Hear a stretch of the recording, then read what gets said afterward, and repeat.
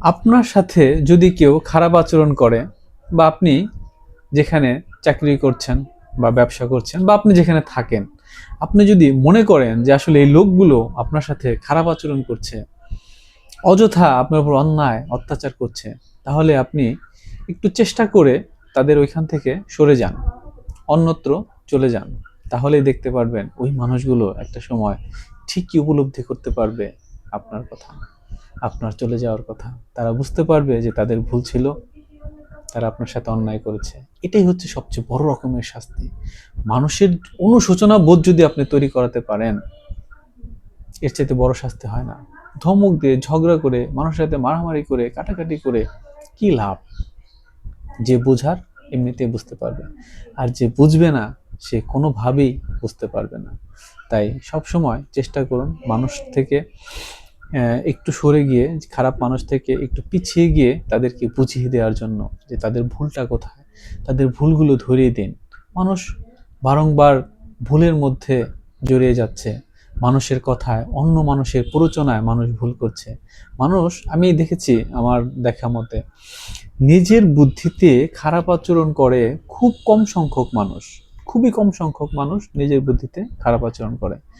মানুষ কোনো স্বার্থের লোভে, কোনো কিছুর লোভে, মানুষের প্ররোচনায়, অন্যের কথায় আপনার সাথে খারাপ আচরণ করতে বাধ্য হয়। অন্য একটা মানুষের সাথে সম্পর্ক রাখতে গিয়ে আপনার সাথে খারাপ আচরণ করতে বাধ্য হয়। অন্য একটা মানুষের কথা রাখতে গিয়ে আপনার সাথে খারাপ আচরণ করতে বাধ্য হয়। তার কোনো একটা জিনিস প্রয়োজন, সেই প্রয়োজনটা মেটানোর জন্য সে অন্য কারোর সাথে একটু সময় দেবে, বা অন্য কারোর সাথে একটু কিছু পাবে, অন্য কারো কাছ থেকে কিছু একটু পাবে, সেই আশায় কিন্তু আপনার সাথে খারাপ আচরণ করে। তাছাড়া কিন্তু মানুষ বিনা কারণে আপনার সাথে খারাপ আচরণ করে না। তাই মানুষ কিন্তু, আমি আবারও একটু এই বিষয়টি বোঝানোর চেষ্টা করি, মানুষ নিজের জন্য বা নিজের বুদ্ধিতে খারাপ আচরণ খুব কম সময় করে।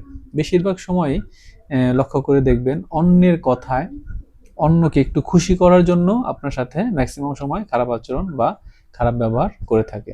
আসলে এই মানুষগুলো যারা খারাপ আচরণ বা খারাপ ব্যবহার করে থাকে, এই মানুষগুলোর বোঝা উচিত যে আসলে আমি কেন এরকম করছি, আমার এখানে কি লাভ? এই মানুষটা তো আমার পিছনে লেগে থাকে না, এই মানুষটাকে অন্যায়ভাবে বিনা কারণে কেন আমি মানুষটার পিছনে লেগে আছি, কেন আমি আহ, মানুষটাকে দুঃখ দিচ্ছি বা কষ্ট দিচ্ছি, কেন আমি মানুষটার সাথে খারাপ আচরণ করছি? আপনি যার কারণে যার কারণে এই মানুষটার সাথে খারাপ আচরণ করলেন, ভালো একজন মানুষের সাথে খারাপ আচরণ করলেন, আপনি যদি তার সাথে খারাপ আচরণ না করে বরঞ্চ ভালো আচরণ করেন, তাহলে যে ব্যক্তির নির্দেশে আপনি খারাপ আচরণ করছেন, তার চাইতে যে ব্যক্তির সাথে আপনি খারাপ আচরণ করছেন, সেই ব্যক্তি আপনাকে বেশি উপকার করবে। কারণ যার সাথে আপনি খারাপ আচরণ করছেন অবশ্যই একজন ভালো মানুষ।